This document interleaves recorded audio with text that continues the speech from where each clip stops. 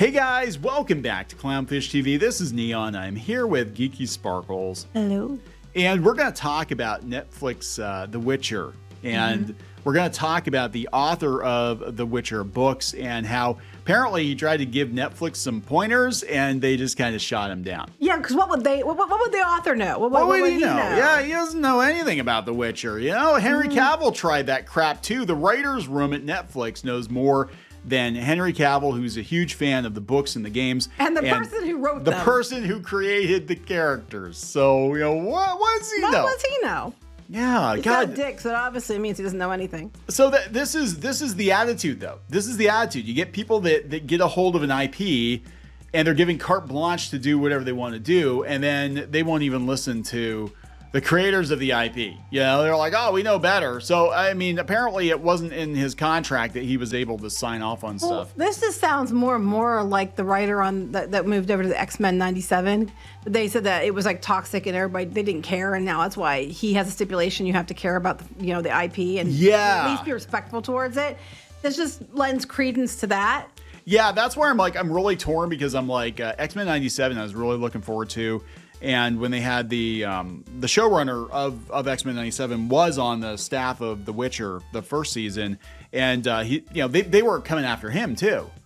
Yeah, they said that he was toxic or whatever too, and it's like, well, he's a gay black dude, so I get right. It's like, how progressive of you, white Karen. Well, they were like saying Henry Cavill was a complete dick and all this other stuff, and then his co-stars were like, no, he wasn't. He was really nice and he was very nice, really good to work with. You basically chased him off the show. You chased him off the show by making a lot of changes to the books and the games, and he was a dick according to these women because they were mad because they wanted to just do everything their own way, make it their own OC, their own fanfic. Yep. And because he said, I don't think that's a good idea, and he has a penis, then he's obviously terrible.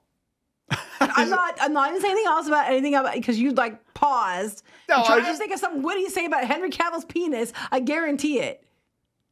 I am not thinking about Henry Cavill's penis. I don't know, the way you were pausing. I was trying to think of something funny, but now you've distracted me because you're trying to think of something witty to say about Henry Cavill's penis. I Sorry, don't. Henry Cavill, I'm not trying to objectify you.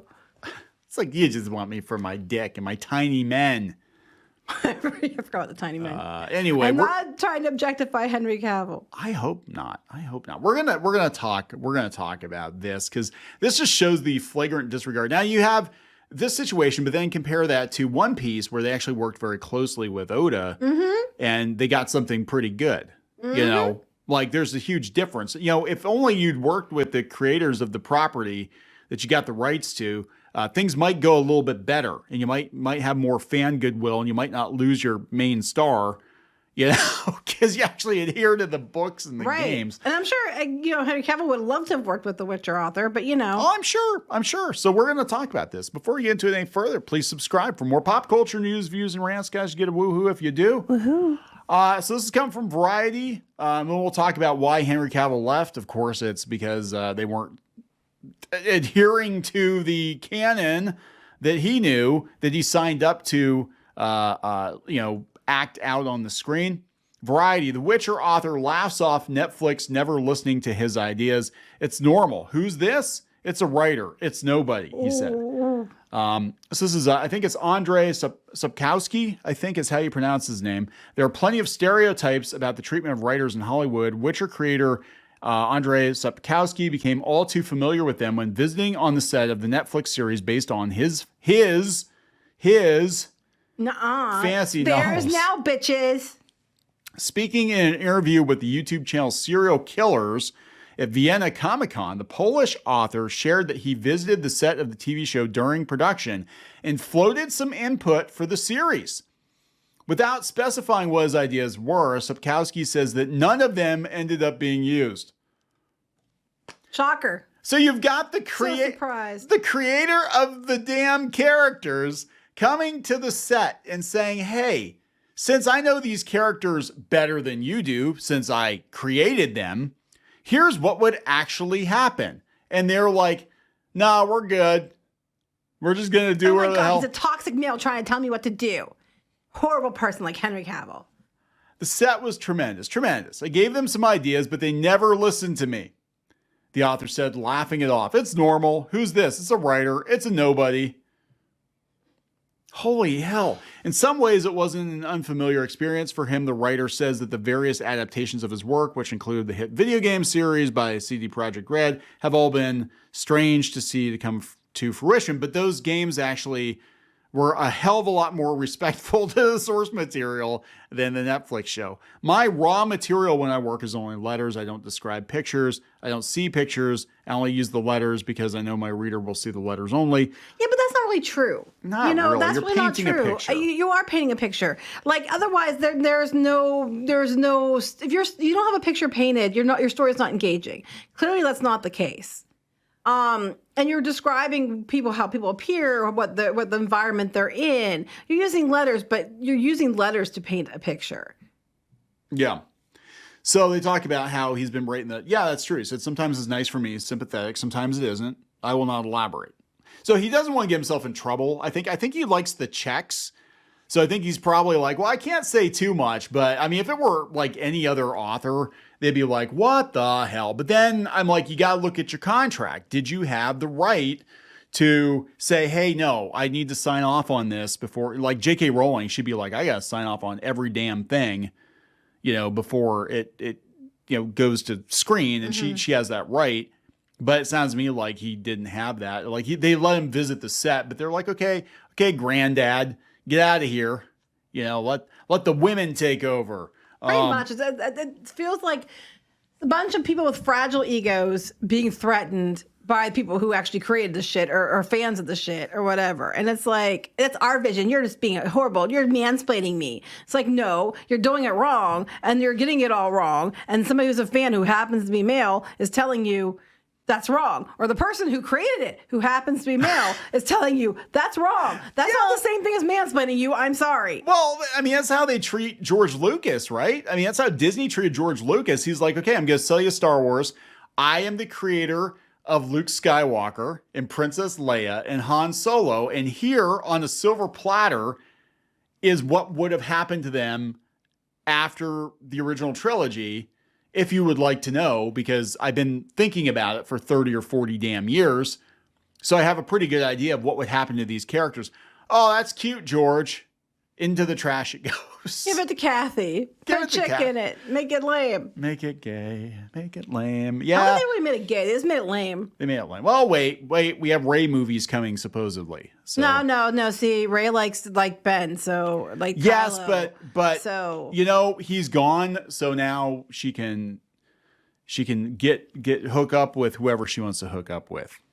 Then you wait and see. You'll see what happens, or she'll go celibate like the rest of the Jedi. Anyway, he's working on his 10th Witcher book. So what the hell does he know? What does he know about The Witcher? Right? Henry Cavill leaving The Witcher reportedly because they were deviating very far from the source material and the writers were being complete catty bitches to him. That is my understanding. Well, I don't blame them. And the next season's going to flop. The last season didn't do great because, they kept doing what they wanted. And the next one, they're going to take Henry Cavill out. It's going to do shit. So I'm just telling you. Oh, yeah. We'll talk about that. But yeah, he reportedly had creative differences with the Witcher team. The prevailing theory is that Henry quit The Witcher as a result of a long bubbling creative disagreement with Lauren Hissrich and her writing team. I can't, I'm not to be mean to make name Hissrich, but just the name sounds like.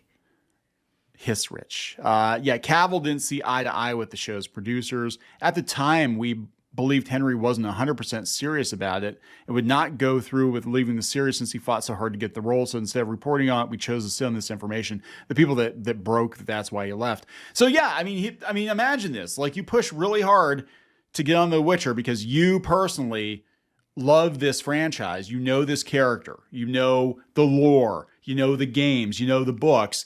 And then you get in there, and after the first season, they basically just toss it all out the window. And they're like, okay, bitches, this is our Witcher now. We're going to sideline the Witcher. It's going to be stupid. All about the women. All about the women. Of course it is, because, Yeah. They said that, yeah, everybody came out of season 1 loving his fuming. Yeah, I'm sure. I'm sure he was boiling under the surface. So look, this isn't going to help the series any. They have a Hemsworth. I don't know which one. There's like too many of them now. Liam, yeah, that's a brother. One of the Hemsworths. It's like freaking Macaulay Culkin and his siblings. They all look the same. It's like you have Macaulay Culkin and then all the other ones. I think it's just Chris and Liam, but anyway. I don't know. Season 3 saw a 36% viewership drop from season 2. Just wait for the next one. 48% drop from season 1. And do you really think anybody is going to come back for season 4 with the replacement for Henry Cavill? Do you really think people are going to come? I don't think they're going to come back. I don't either. I don't think they're going to come. You're not going to come back. We didn't come back for season 3 because we're like, what's the point? Season 2 was god awful. Yeah, I didn't care anymore. It was horrible. I mean, even Cavill couldn't bring you back for 3. Sorry. You know? I mean, I think he's cute and all, but I only can take so much shit, and I'm even prettiness doesn't bring me in. And like, look, they had a fantastic opportunity with this show. They wanted the show to be their Game of Thrones on Netflix, and then they had that god awful spinoff. You know, that looked like D&D LARPing in the woods or something. And I'm like, you guys had a golden opportunity to create something as big as Game of Thrones, and Hissrich and friends ruined it. And they even apparently pissed off the author, and they pissed off Henry Cavill, and they pissed off a massive amount of fans, so they can just piss off, and their show's going to get canceled because nobody's going to watch this shit. And they had to sit while pissing everybody off because they're girls. They did, because they're women, you know. I'm sure there was some men in there too, but you know. Some. They're the interns. They're fetching coffee. Are we gonna wrap this up? Yes. There we go, guys. That explains everything right there. They don't give a shit about the author, the lore, or anything else. We're gonna wrap it up. Yep. Please subscribe for more pop culture news, views, and rants, and we'll talk later. Bye.